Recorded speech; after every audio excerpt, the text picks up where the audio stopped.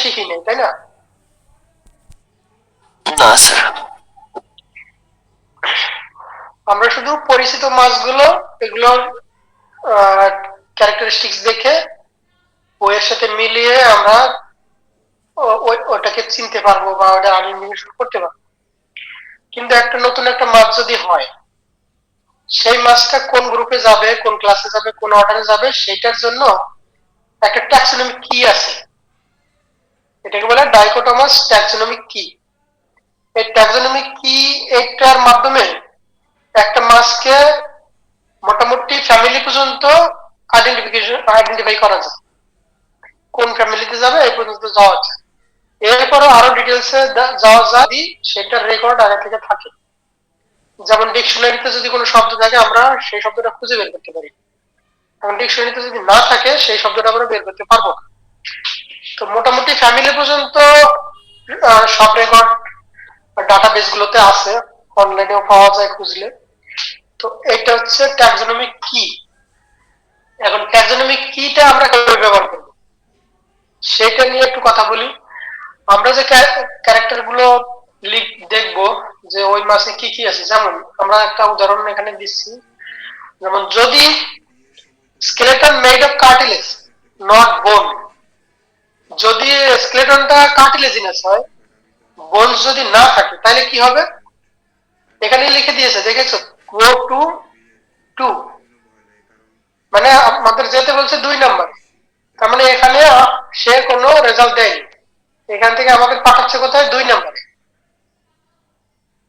এই 2-এ এসে দেখতে হবে কি, body without scales, skin covered by placoid scales, gills opening 5 to 7 pairs, uncovered, এইটা যদি হয় তাহলে এটা কন্ডিকটিস ক্লাসের মধ্যে, ক্লাস কন্ডিকটিস হবে।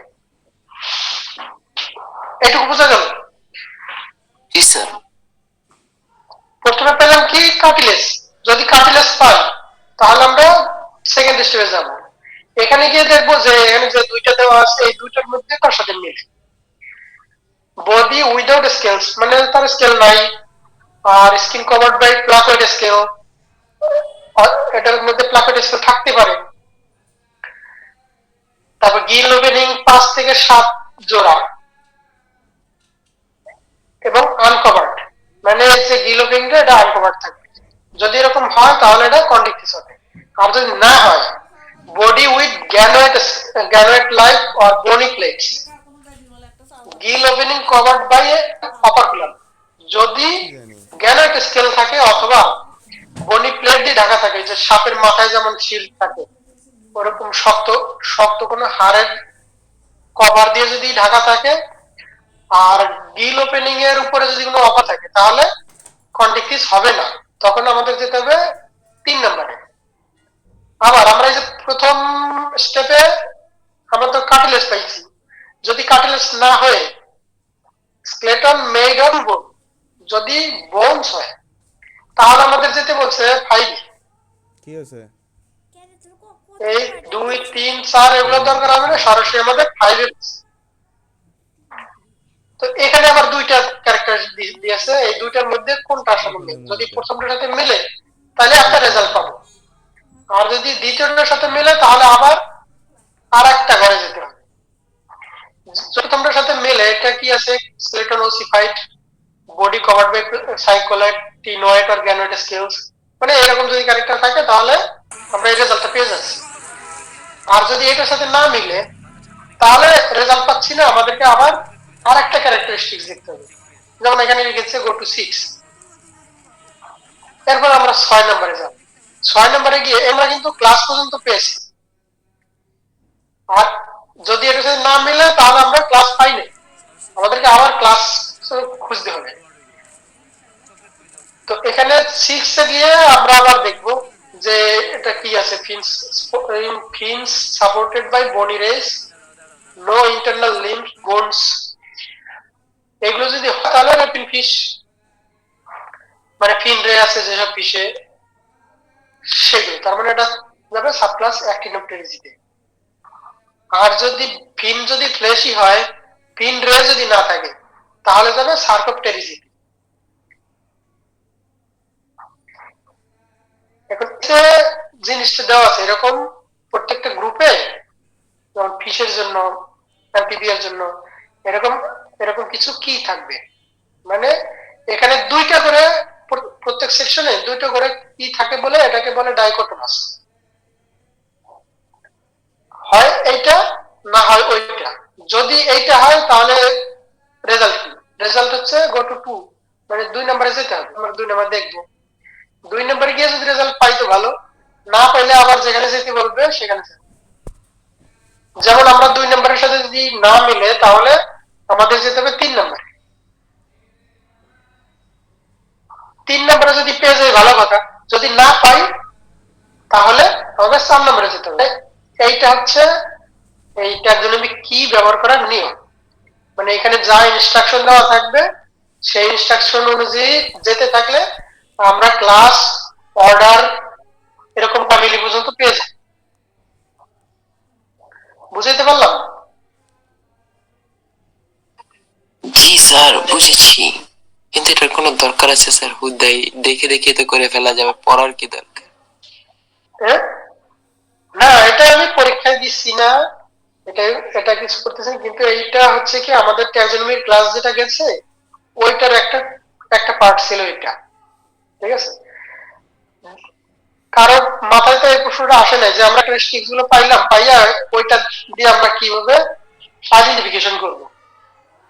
যদি ওই দিন প্রশ্নটা আসতো তাহলে এই ট্যাক্সোনমিক কিটা তখন মানে এটা ডিসকাস করতাম তখন। আমরা ট্যাক্সোনমিক কি গুলো আমরা যদি ক্যারেক্টারিস্টিক্স গুলো পাই, সেই ক্যারেক্টারিস্টিক্স গুলো দিয়ে একটা মাছ বা একটা প্রাণী যাই হোক ওইটা আইডেন্টিফিকেশন করার চাবি হচ্ছে এইটা। এই চাবিটা দিয়েই আমরা ওই পুরো ক্লাস বের করতে পারবো। এখানে তো এক এক পাতা বা 2 পাতা দিয়েছি মানে স্যাম্পল হিসেবে, কিন্তু এইটা মনে করা যে ট্যাক্সোনমিক কি না 50 পাতার একটা ট্যাক্সোনমিক কি থাকবে। যদি মাছের করতে যাই দেখা যায় 50 পাতা বা 60 পাতার একটা এরকম ট্যাক্সোনমিক কি দিয়ে দেওয়া থাকবে। তো ওখান থেকে আমরা এই ধারাবাহিকভাবে দেখা যাবে যে কোনোটাতে 4টা বা 5টা স্টেপে গেলেই আমরা সরে যাচ্ছি, আবার কোনো কোনো ক্ষেত্রে দেখা যাবে 10টা পর্যন্ত যাওয়া লাগতে পারে।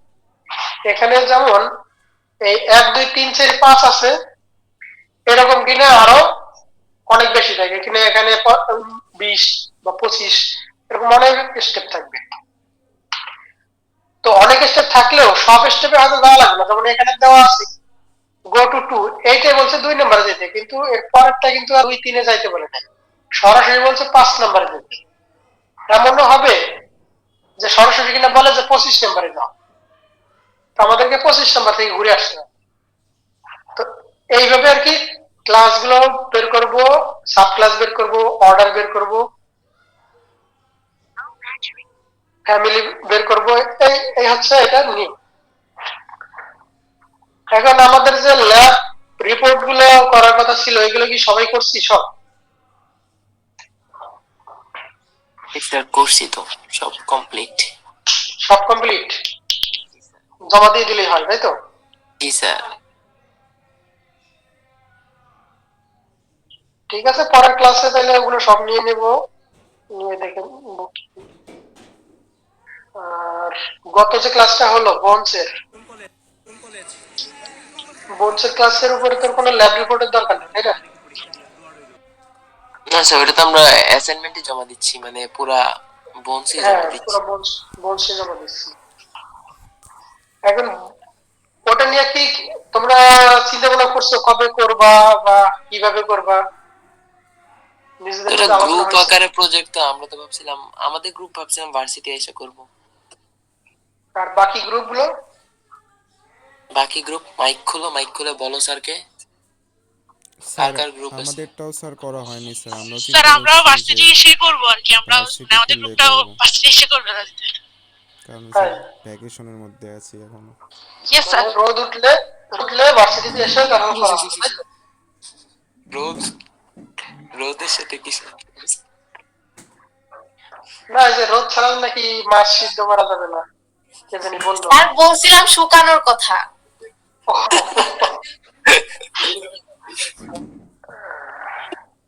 আসলে মাছের বোনস শুকানোর জন্য রোদের দরকার হয় না, ওটা ঘরের মধ্যে শুকিয়ে যায়। এখন কথা হলো যে শীতের মধ্যে 5 জন 6 জন একত্র হওয়া একটু মুশকিল, কারণ বাইরে যাওয়া, বাজারে যাওয়া, বন্ধের মধ্যে সবাই বাসায় ছিল তো। না, সে ঠিক আছে, বন্ধ তো বন্ধ। স্যার এখনো সবাই বাসায় রইছে, কেউ আর যায়নি ঢাকা বেশিরভাগ লোকজন। তুমি সোহাকে ট্রমা দিচ্ছ কেন? সোহা চলে আসছে। চুহা তুমিও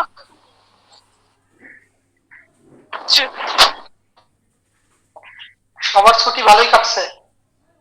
না স্যার, এখনো কাটতেছে স্যার। এখনো কাটতেছে স্যার, আমরা ছুটি মানে প্রবল। যেটুকু Student Yes, পড়ে sir, আছে, আমরা- স্যার। যেটুকু কাটছে সেটুকু ভালো কাটছে, তাই তো? জি স্যার। দারুণ স্যার, দারুণ। আব্দুল বাসা আজহার থাকলে ভাল লাগে।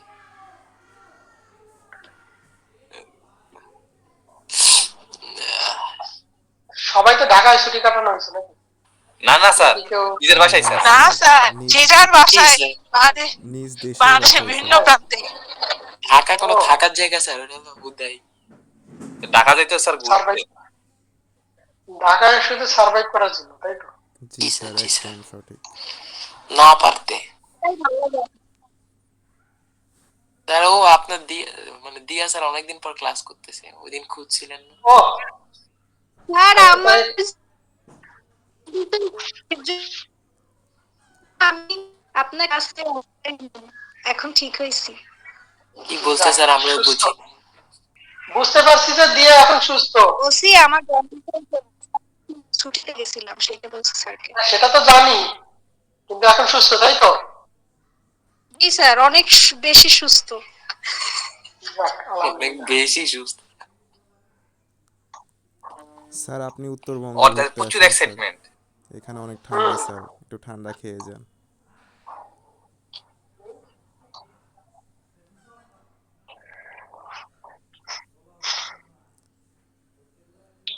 জন্ডিস তো মনে হয় ছুটির রোগ, না? স্যার জন্ডিস ছুটির রোগ না? মানে এটা ট্রিটমেন্ট হচ্ছে ছুটি। জি স্যার, বাসায় বসে থাকো যত আর বেশি ঠান্ডা rest- যত বেশি রেস্ট নেওয়া হবে দ্রুত এই হবে। স্যার আমার অনেক বেশি হয়েছিল, আমার তো পুরো 2 মাস বেড রেস্ট দিয়েছে। এখন 2 মাস তো সম্ভব না, ক্লাস আছে, এক্সাম আছে।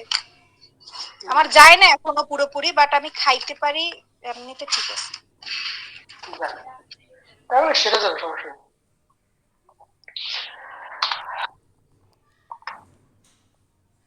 স্যার, আমাদের টপিক সব শেষ না? না, টপিক শেষ না, ট্যাক্সিডার্মিটা রয়েছে না, আসলটাই রয়ে গেছে। ওইটা কি স্যার? ওটা ওটা আসলে কি? এটা আসলে কি, এই যেমন একটা একটা মৃত প্রাণীর একটা নমুনা তোমার কাছে গেল, এইটাকে 100 বছর টিকিয়ে রাখবা কিভাবে? বুঝছি এটা স্যার। 100 বছর কিভাবে টিকিয়ে রাখবা? এটাকে প্রিজার্ভেশন নিতে হবে, প্রিজার্ভ করতে হবে। তো সবকিছু তো আমরা ফরমালিনে রাখতে পারবো না। যেগুলো ফরমালিনে রাখা যাবে না, যেমন বড় পাখি, ম্যামালস বা বড় সাইজের কোনো মাছ, এগুলো তো আমরা কেমিক্যালে রাখতে পারবো না। সেইগুলো প্রিজার্ভ টেকনিক হচ্ছে ট্যাক্সিডেরমি। ট্যাক্সিডেরমিটা হচ্ছে এই মামিফিকেশন মোটামুটি। বুঝছি স্যার। আর ট্যাক্সিডেরমিটা আসলে একটা ক্লাসটা নিলে পরে দেখা যাবে সবারই ইন্টারেস্ট আসবে এদিকে।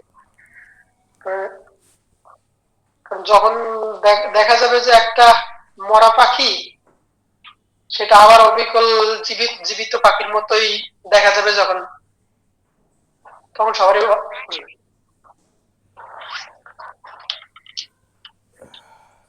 জি স্যার, বুঝতে পেরেছি।